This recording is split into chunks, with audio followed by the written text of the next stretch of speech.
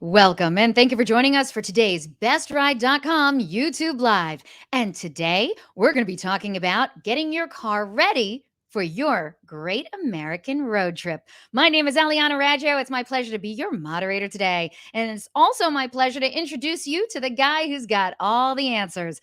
BestRide.com contributor Craig Fitzgerald began his automotive writing career in 1996 at Autosite.com, one of the first online resources for car buyers. Over the years, he's written for the Boston Globe, Forbes magazine, and Haggerty. For 7 years, he was the editor at Hemmings Sports and Exotic Car. And today, he's the automotive editor at Drive magazine. Thank you so much for being here today with me, Craig. How are you? I am great. It's always fantastic to be here, and I wore my summer gear so that we're ready for road trips.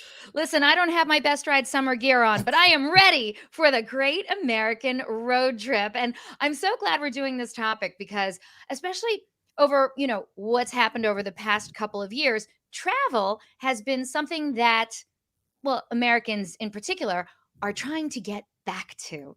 Correct. And I love that you recently wrote a blog, a fantastic blog actually, for bestride.com on this very topic. Of course, that's the perfect reason to invite you back to the broadcast. I guess that the Great American Road Trip is something that you are not a stranger to. Is that right?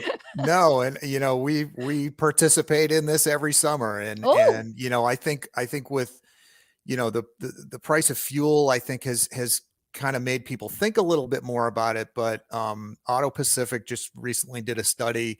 They, half of the people that they surveyed said the price of gas isn't going to impact my decision at all.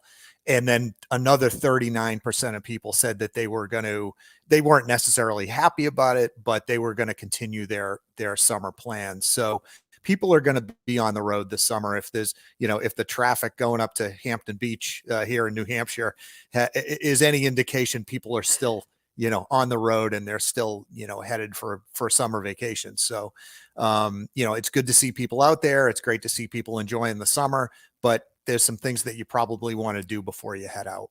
that's right, because it's going to make a big difference. And yeah, the price of gas is expensive. That might be true, a little Yeah. bit more so than before. But you know what? The price of plane tickets is Yeah. really expensive. Yeah. So you're still better off doing the great American road trip. And so, Craig, I hope you have fun on your road trip, whenever that is. I But definitely will. okay. All right. So the article was fantastic. And audience, you can certainly find it at bestride.com. Look under the news and blog. There it is. Oh my gosh, that's fantastic. I love it. Okay. So a great part of the article, which is the basis for this discussion today, is, you pointed out three different parts of a car that everyone should get checked before hitting the road. Yep. And we're going to cover all three of those plus more during this broadcast. All right. So, Craig, let's get started. The first system that you talked about is the cooling system. So, why is it important? And I feel like, in every Hollywood movie, when a car breaks down, they pop the hood and the radiator Yep. with the steam. So, that's part of the cooling system, right? Talk to me some more Exactly. about that. It's the thing, like it's one of these three things that's going to fail you. If like, hey, look, anything can happen, your transmission can die, whatever, but most of the time when you're stuck beside the road, it's the cooling system that's going to be like number one failure point. So what the cooling system does is it obviously keeps an internal combustion engine cool. So if you have an EV, you don't have to worry about this stuff. But there's coolant running through the engine. There's the heat of combustion is tens of thousands of degrees, and what this is trying to do is cool the engine down so it doesn't overheat. So there's a radiator, there's a water pump, there's a belt that makes the water pump work. Some are electric, but there's a thermostat that allows coolant to go in and out. And any one of these things, and the hoses too, those are sort of fragile, maintenance items that if you've left them alone for, 40, 50, 60,000 miles, they can fail on you at the worst possible moment. And that worst possible moment is when you're sitting in traffic on the way to Cape Cod at the Bourne Bridge. That's when it's going to fail. You sound like you're speaking from personal I experience. yeah, Okay, so if you're the average Joe Schmo right, or Jody Schmo, I just totally made that up. right. How does one check a coolant system? Is there an easy way to do it? Yeah. So there's a couple of things you can do. First of all, the hoses, like they are going to visibly look bad. They'll look cracked and same with the belts. You can see that the belt can be cracked. The coolant inside the cooling system, you can measure that to find out there's a tool called a hydrometer that measures the boiling point and the freezing point of the coolant inside your engine. And in your radiator. So you can check that and make sure it's within range. That fluid needs to be changed.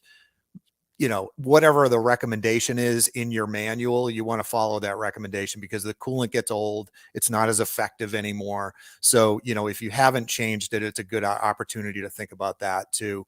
Obviously belts and hoses, if anything's leaking, that you can often smell it from the radiator. Like if you've got a leak that you can't even see, you can actually smell it, from underneath the hood. You can smell that sweet coolant smell. And if you've got any issues like that, you want to get those checked out.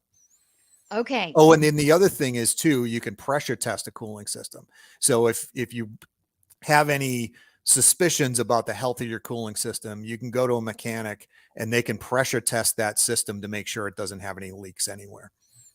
Perfect. Okay, so system number one, before you hit the road, the cooling system. Yep. Got it. Okay, so next up, one of my favorite topics. Let's talk tires. All right. Sure. The average, I mean, most cars, I don't even say the average, most cars nowadays, they're equipped with tire pressure sensors. But you say that there's other things that we should all check on the tires besides tire pressure. Of course, tire pressure. Yes, check that. Yep. But there's other things. So let's talk tires. Tell me more about what we need to know about tires before we hit up on our great American road trip. So everything made after 2011 has a tire pressure monitoring system, and they work pretty good. They're not infallible, and you want to pay attention to them. You also want to, if you have an older car, you want to have a tire gauge that you can check the tire pressure in your tires. But there's a bunch of things that your tire will tell you. So there's sort of markings on the side of the tire. Oh, actually, with the inflation too, you don't want to look on the side of the tire for the inflation for the tire pressure for your car. That's Really? the maximum tire pressure that tire will hold. The tire pressure for your car is actually on a sticker inside the door jamb that has the recommended pressure. And there's a couple of things to pay attention to here. On the rear, there may actually be two recommended pressures, and one of them is if you've got a full load of people and you've got cargo in the cargo area. So that's going to be while you're on vacation. You want to pay attention to that. And if you've been diligent about, say 35 psi all this time, but now your vehicle is loaded full of stuff and the recommended pressure is 38, you want to make sure that you bump the rear tires up to match what the placard says. Wow. That is great information. Yeah, Okay. it's something that you'll notice, especially on SUVs, minivans, station wagons, things like that. They'll have two different tire pressures if you have a full load of people in cargo. And that's in the inside of the driver door, the passenger Correct. door? Where is it? Correct. Oh, So driver as door. soon as you Okay. open the door, it's one of those 700 warning labels inside your car. It's the one with the actual tire on it usually, and it says tire and loading information. So it'll tell you how many seats, are in your car. It'll tell you, how many people can sit in the front and in the back, and then it'll give you the recommended pressures depending on, kind of how much load you have in the car. Fantastic. Now, Sure. the age of the tire is also something to be concerned about, right? Yes. So this is something that like fewer people know about. So your tire, any tire that was made after the year 2000 has a Okay. date code on it. So, and it's on the sidewall.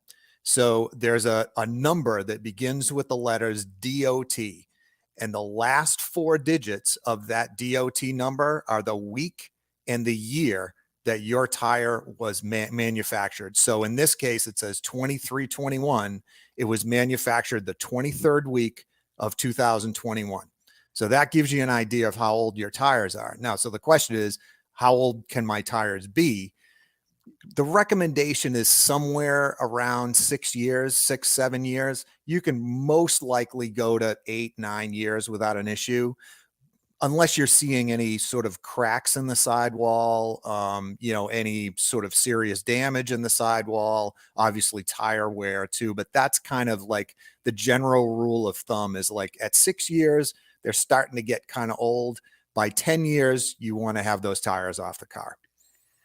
Okay. You just brought up a great point, which is the wear of the tires. Correct. So if we check the pressure and then we check the date, okay, but how much have you been driving on those tires? So talk to me about how we know if our tires actually do need to be replaced because they're worn. And All right. So obviously, if they're bald, we get yeah, that. But right. If but they look like there's bologna levels. skins, it's time to get rid of those. Time to get rid of those tires. But the tire manufacturers for the last, geez, I don't know, 20 years or so have manufactured wear bars inside the tread. So what the wear bar signifies is when the tread goes down to level with that wear bar, Uh-huh. that means that it's essentially like the old penny test that people used to say, like, oh, take a penny and stick it in the tread, and if it goes up to the top of Lincoln's head, it's time to replace the tire, right? Okay, I've never So, heard that, but so okay. basically what that is this thing. This is 230 seconds of tread left in that tire, 230 seconds of an inch. Now, that's great. And that if you're at 230 seconds of an inch, it's time to replace those tires. However, in recent testing, Tire Rack noticed that the difference between 430 seconds and 230 seconds, where that wear bar is, it's 100 feet difference in stopping distance. So what that means is you stop about 6 car lengths faster than you do at 230 seconds if your tires are at 430 seconds, especially in the wet.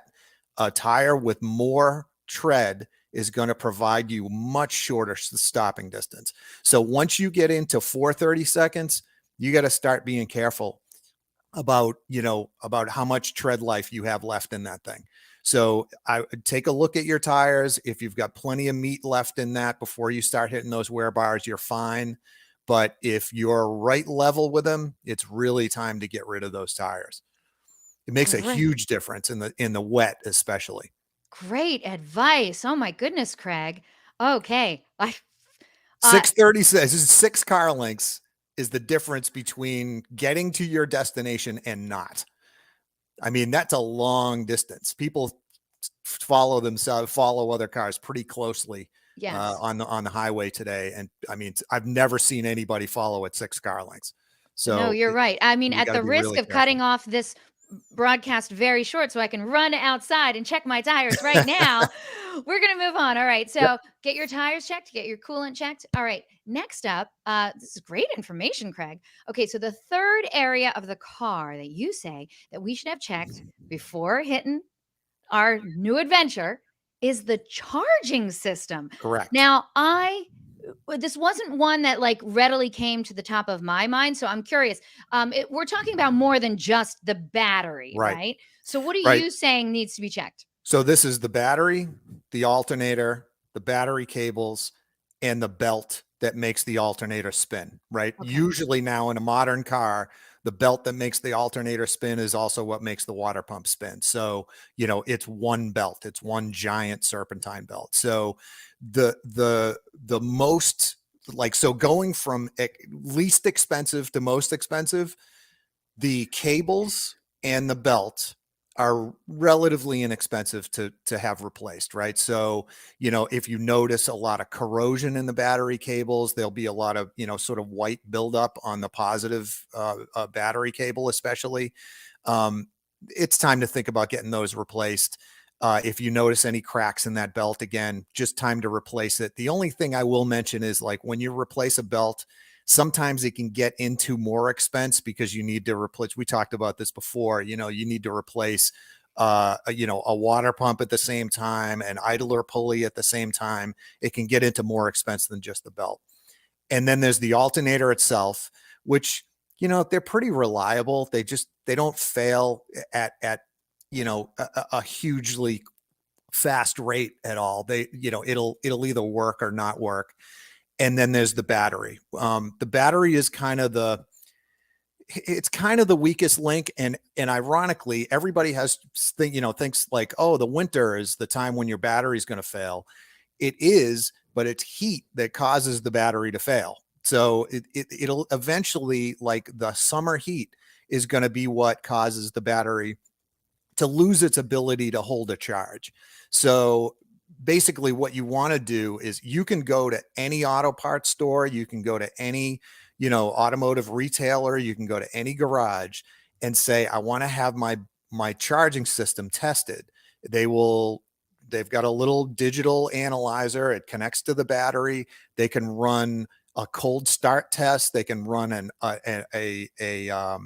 test as if the engine was idling, and they will find out what your battery is charged at, whether or not it can accept a charge, and whether or not the charging system is putting out the 14.1 volts that it's supposed to in order to charge the battery. So it's like super quick.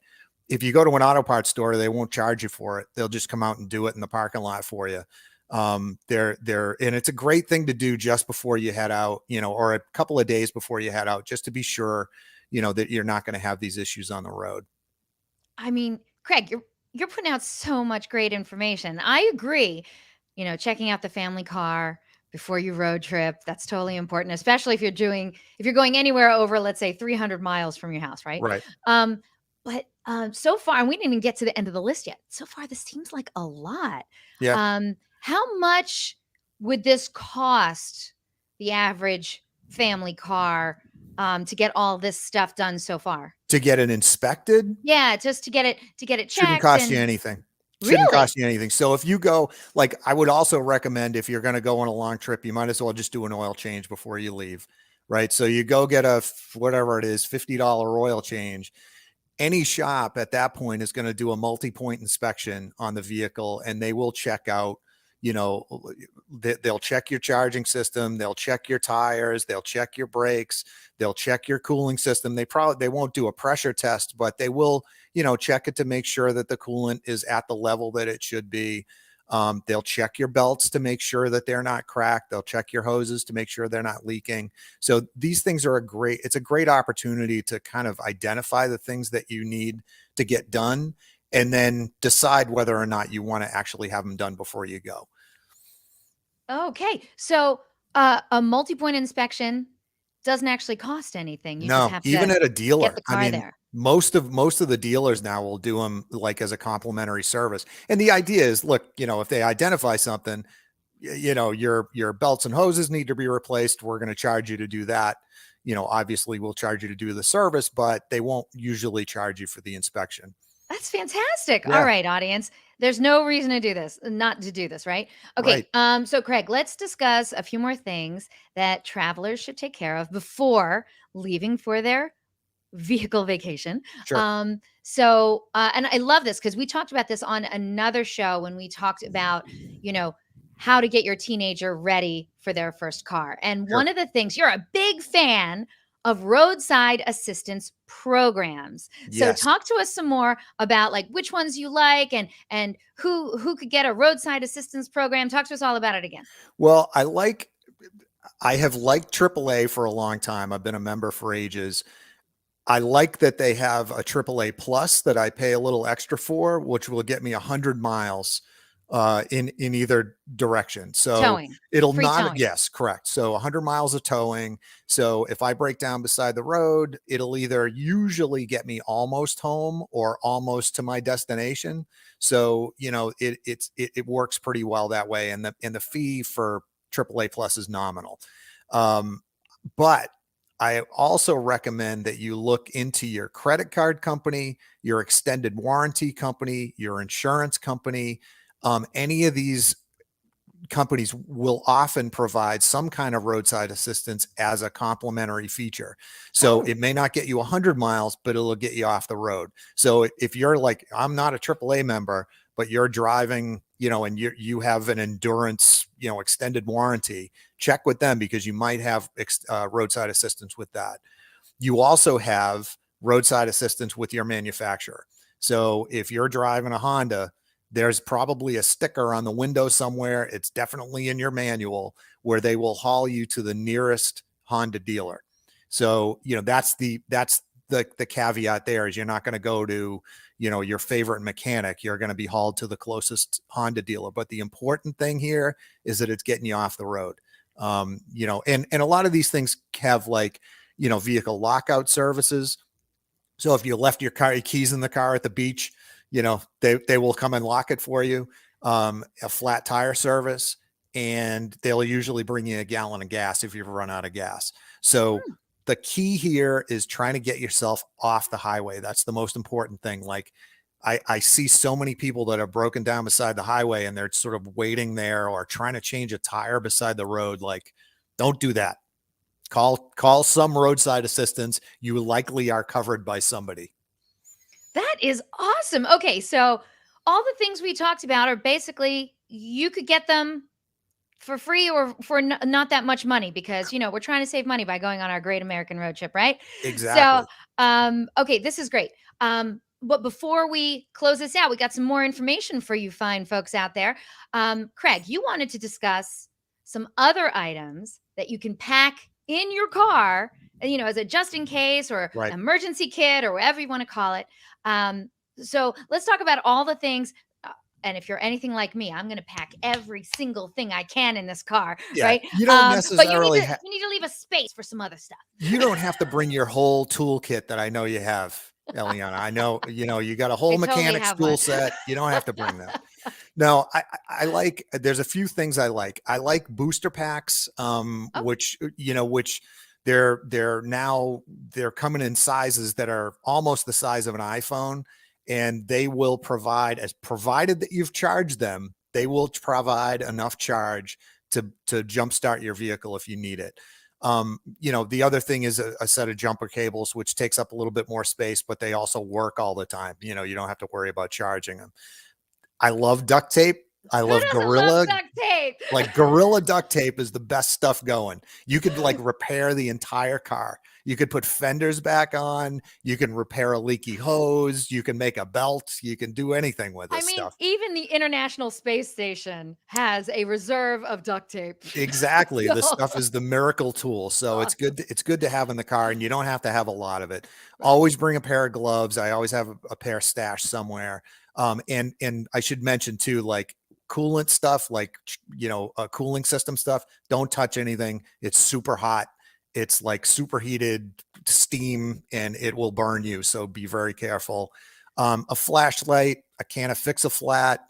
I would also encourage people to know where your spare tire is and make sure that that spare tire is inflated, because a lot of times people will have run around with a flat spare tire that does you absolutely no good. So be sure to do that. Multi-tool is always good to have. It's whatever your choice of multi-tool, like a Leatherman tool is good to have. A 10 millimeter socket is always helpful if you can find it. It's probably lost in your toolbox somewhere. First aid kit, basic, first aid stuff is always helpful. And bring some water, especially if you're going to be, sort of out somewhere where it's hot. It's good to have some water with you. Just even if you've got to wait for a tow truck for a while, it's just good to have that with you. Yeah, and I love that you brought up Fix-A-Flat and to make sure that your spare tire is pressurized and Yep. everything. And I'm gonna. where it is and how to get to it, That was my because next thing. Yeah, you got to make sure that you have tools because what good is the right, spare tire if you don't have the tools to if you make it don't have a happen? You jack. need the Yep. jack. Yeah.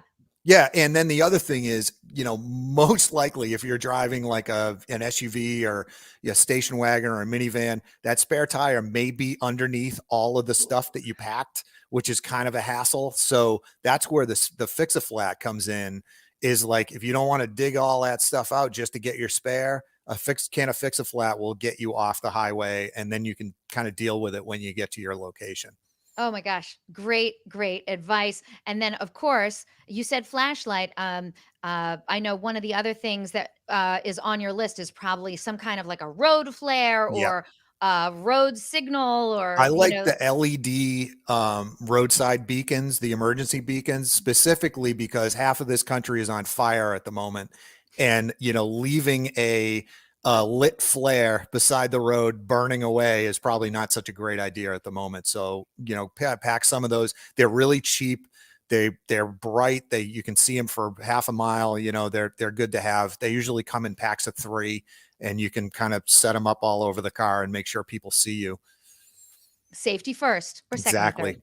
First, second, and third, all the way. Okay, great list, Craig. And I'm going to add one more to your list because I think it's very, very important to point it out. Snacks. I Correct. mean, if you don't even have an array of snacks like a 10-year-old, can you even call it a road trip? All right, Craig, what is your go-to road trip snack? Give it to me. You know what my favorite new road trip snack is? No, You that's can why get I them asked the anywhere question. now. You can get a pickle anywhere. Like they're great. They're really great. Like it's got electrolytes in it. It's got a little salt for you. It's, if you're going to have the water anyways, a pickle is fantastic. I would not have guessed that. I'm going to stick with my I Cheetos, don't want anything Craig. that melts. What are you going to have? Like Reese's in the car with you? Come on. I'm gonna have my Cheetos. Cheetos. I don't care. Orange fingerprints everywhere. Yes, please.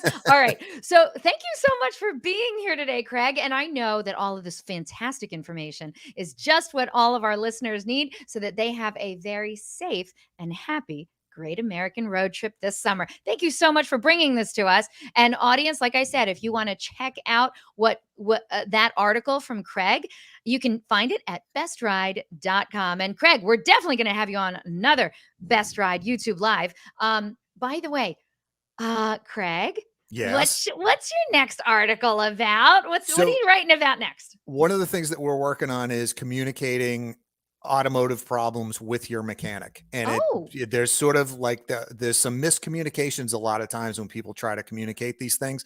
We're going to try to help people get maximize that time with your mechanic and communicate as best as you possibly can. You mean to tell me just imitating the noise for the mechanic isn't enough information for him to figure it out? Sometimes it is, but you know what? In order to find out what the heck Craig is talking about, you're going to have to show up to the next bestride.com YouTube Live. Right, Craig? Yes, I'm ready to be here next time. Okay, good. So, shameless plug coming at you right now. Best Ride is the smartest, easiest way to find a car online by showing you numerous vehicles to consider and helping you narrow it down to the one that's right for you. So, let's just check it out. You can search by body style, connect with local car dealers. You can read car reviews, industry news, other auto related news. You can search by new, used, certified, pre owned. I mean, anything. Any search you can think of, you can do it on bestride.com. You can even search make, model, and cars that are available right in your zip code. Let me tell you, it's a great time to buy a car. And you know what? Best Ride can help. Search millions of cars, find your best ride. Now, if you have any questions, comments, or suggestions regarding our broadcast and our topics, feel free to contact me directly. Again, my name is Eliana. I'd love to hear from you. You can email me directly at eliana@bestride.com. Now, on behalf of Craig Fitzgerald and the rest of the amazing crew at bestride.com, thank you all so very much for spending this time with us today. And I hope to see you all on another broadcast from your friends at bestride.com. Take care, everyone. Craig, it's time to wave. Enjoy your road trip.